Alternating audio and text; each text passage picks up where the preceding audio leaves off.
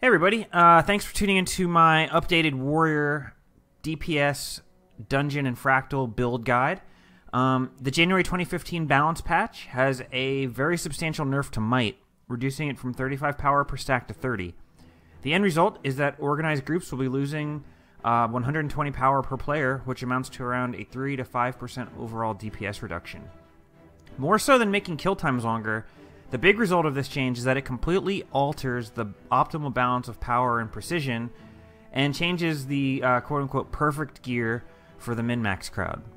Additionally, in this patch, we got a 10% buff to Arcing Slice. However, that is only particularly relevant to Phalanx strength builds, but it is a nice buff for them considering that they have low personal DPS and their utility is hurt a bit by the Might nerf. So, based on the current meta, there are two warrior builds that we can recommend. The first is the main warrior build, which is a DPS build focusing on providing maximal personal DPS while also contributing excellent amounts of vulnerability stacking and bringing banners for groups. This is a versatile build that operates well in organized groups and pugs. The theoretical max DPS of the Greatsword Axe Mace build is slightly below a pure Greatsword build, but it provides significantly more vulnerability. So for almost any group, it will provide the overall highest team DPS. I recommend this build both for group and solo play, with some modifications for either that I will explain in the course of this guide. The second build I want to discuss is a Phalanx strength build, which is a bit of an outlier. It sacrifices significant amounts of personal DPS for the ability to stack significant amounts of might for the entire party. Some previous iterations of this build, as well as versions of this build put out by other players, use a pure Greatsword DPS rotation. However, that is extremely weak when it comes to vulnerability stacking, which results in worse overall team DPS. The only reasonable way to play a non-detrimental Phalanx strength build is to utilize fast hands and have Axe Mace on swap. This will sacrifice a small amount of might stacking in order to provide reasonable vulnerability production. This build is only truly acceptable for pickup groups with little coordination, or in certain fractals where it's difficult to stack might with elementalists for the longer duration fights. Such a team comp that you'd be looking for to run a Phalanx strength build would include no elementalists, not really any engineers, and no other warriors. The presence of any other significant might generator makes the marginal value of a Phalanx strength warrior reduce significantly. So before you choose to run Phalanx, take a look at the group you're with and make sure that what they are running is going to be conducive to Phalanx, or whether you're better off running DPS. So next up, we'll get into the gear for the warrior build. Alright, so the gear. The gear I currently recommend is full Berserker with Scholar runes for group play, or Strength runes for solos or pugs. Or for the Phalanx strength build, you'll definitely want to have a set with Strength runes. Previously, for many builds, there was some amount of Assassin's gear that resulted in an absolutely optimal DPS production. Previously, you'd want head, chest, and legs assassins. However, thanks to the Might nerf, the balance of power and precision has changed a bit, and full Berserker gear for all pieces, and with truffle steaks for food, will result in the absolute optimal balance between power and precision. So there'll be no use for additional pieces of Assassin's gear. As far as infusions go, if you do go that route, versatile, precise infusions are slightly superior to Mighty. In terms of DPS, Mighty is a bit less than 1/10 of 1% higher DPS. However, the benefit of precise infusions is that they will give you more vuln on crit, more bleeds on crit. So overall, it's going to be ever so slightly better to have precise infusions. So what if you have the 3 pieces of Assassins Ascended and you don't want to craft Zerker? Well, that's fine. What I would recommend in that case would be to get Mighty infusions to somewhat balance that out, and that way you'd be roughly in the same place. Otherwise, just remember, When I say the 3 pieces of Assassins versus Zerker is optimal, or the full Zerker is optimal, you got to remember I'm talking about very tiny differences here, around 1% or less in DPS. So you're not going to be hurting your team, you're not going to be hurting yourself if you're one or the other. But I do highly recommend, if you're starting a new character, to get full Berserker armor and weapons. So as far as weapons to include, I reckon you need, for this build, you will need a greatsword with a Sigil of Night and Sigil of Force. You're going to want an axe with the Sigil of Night and a mace with Sigil of Force for your swap set. Additionally, I highly recommend to carry a longbow with a Sigil of Night and a Sigil of Force. And you'll need 1 underwater spear with Sigil of Night and Sigil of Force. Some additional items you can include if you want to gear your character out to be completely useful in every situation. I recommend having a sword with an energy sigil. When you are fighting very difficult boss fights, the block and the energy sigil from the sword will give you significantly higher ability to avoid attacks and to remain alive. I have a Warhorn. It doesn't really particularly matter what sigil you put on it. The Warhorn is basically for running in between fights and giving your team swiftness so that you guys can make the trash runs faster.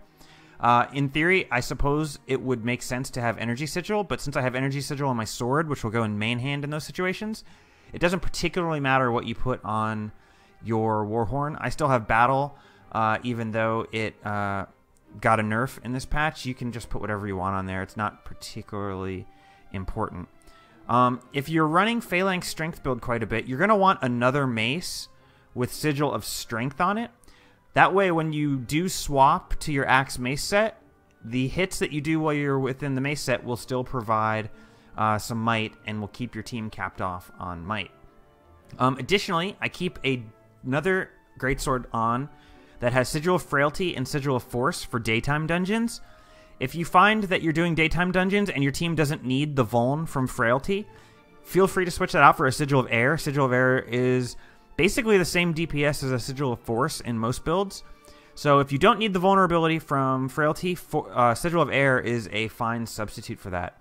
And additionally, I always keep a second Greatsword, or in this case a third Greatsword, with Undead Slaying, because I do quite a bit of a raw. And if you don't want to use just a general Undead Slaying, you can keep a bunch of Slaying Sigils in your inventory and switch them onto this Greatsword as needed. If you're doing a lot of HETW, put on a Svanir Slaying Sigil and just keep swapping it back and forth since the Sigils are dirt cheap.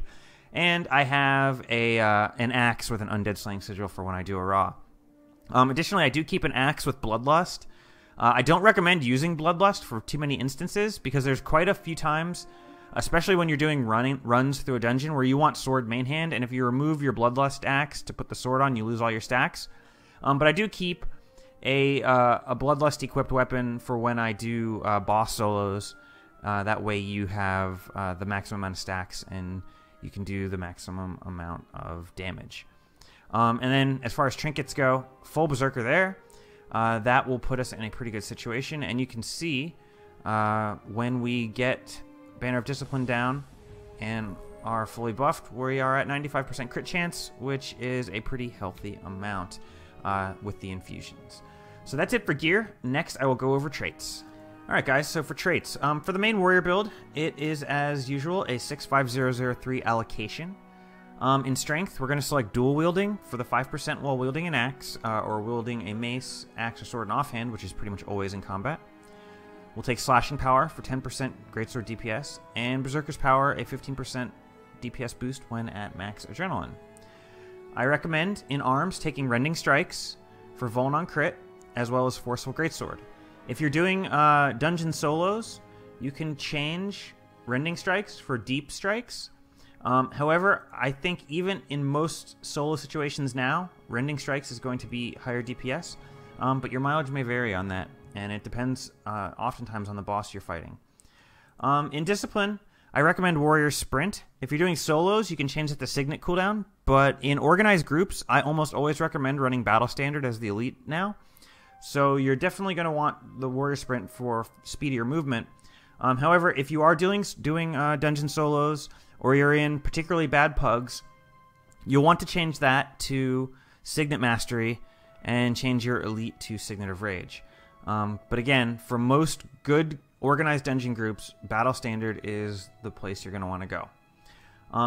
So for this build, the optimal food, as you're going to see, is truffle steaks. Now, truffle steaks are pretty much the highest DPS food. They are higher DPS than curry butternut. They're even higher DPS than sweet and spicy butternut squash soup. Truffle steaks, thanks to the might nerf, have become by far the best food you can get, and I highly recommend them. The sweet and spicy butternut squash soups are like a gold a piece, whereas truffle steaks are like 20 silver. So truffle steaks are far and away the way to go. If you want a budget option, plates of steak and asparagus are a really good budget option, and slices of candy dragon rolls are another good budget option. But overall, I have to recommend plates of truffle steak. They're relatively cheap. You can do them while doing dungeons, and your DPS will be pretty well maxed out. So that's it for the main warrior build, and we'll talk about the PS next. Alright, so for the Failing Strength Warrior, it's a 05063 layout. We're going to take Rending Strikes and Forceful Greatsword. That will be our group DPS buffing type stuff. In Tactics, we're going to take Empowered, 1% damage increase for every boon on you. Empowered Allies, which is a 150 power boost for all your nearby allies, which is a pretty nice buff. And Failing Strength, which is going to give tons of might to your group every time you get a stack of your own, which combos with Forceful Greatsword.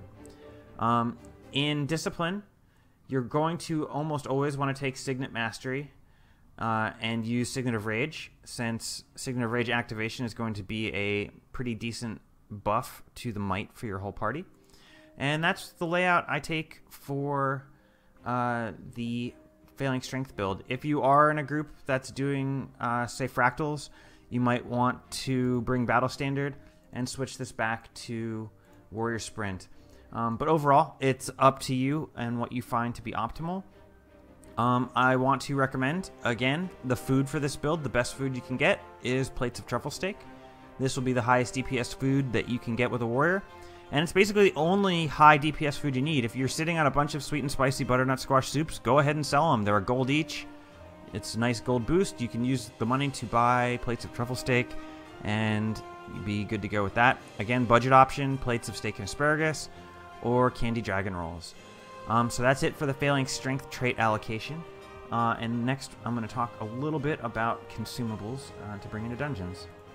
Alright guys, so regarding consumables for dungeons, I wanted to discuss briefly the consumables I recommend players carry with them for dungeon runs. If you want a full guide, check out Brazil's channel, which has a what to bring in speedruns video that goes into much greater detail. As I said, for both viable warrior builds, the optimal food that you're going to want to carry is truffle steaks. This food was already good before the patch, but now it is the most optimal. The power loss from the might nerf has made the extra crit chance from curry butternut squash soup unnecessary, and the lower optimal crit chance from using full berserkers had made sweet and spicy butternut squash soup suboptimal. So simply put, truffle steaks are doing everything we want right now, and of the top 3 DPS foods, it's the best and also the cheapest, which makes it a real winner. Additionally, I always recommend in dungeons carrying the full complement of Slayer potions. As you can see, I have Inquest, Grawl, Undead, Dredge, Nightmare Court, Scarlet's Armies, Crate, Elemental, Sons of Svanir, Outlaw, Destroyer, and Flame Legion. Having all those potions is quite a big DPS boost when you are in the right dungeon for each of those things. In places like Fractals or Asconian Catacombs, there isn't really a slaying potion that does really anything you want. In those places, I usually recommend bringing Sharpening Stones to boost your power a little bit. However, even in Asconian Catacombs, there's a cap on stats, and if you're full ascended, you'll pretty much hit that cap already. So the best thing in that case to bring would be Scale Venom, and even then, it's a pretty marginal return. But you can obtain Scale Venom in Iron Marches. There's a dynamic event chain in the southeast of the zone that will unlock a vendor that will sell these. It gives your team a little bit of vuln, and it allows you to put weakness on the boss, which makes it easier to survive. Lastly, I always recommend that players bring Harpy Feathers with them. Harpy Feathers are a consumable item that gives you stealth for 3 seconds. You can get these in Harathi Hinterlands in the northwest. There's an event chain to acquire those. They're just really useful when you're doing a run, especially in pugs, and things don't go well and you need to get out. Harpy Feathers will help you slip by. They're good on trash runs when you don't have a thief that you can count on. They're no means ever necessary, but they're always very helpful when you need them. So I definitely advise people to bring those along and bring them with you.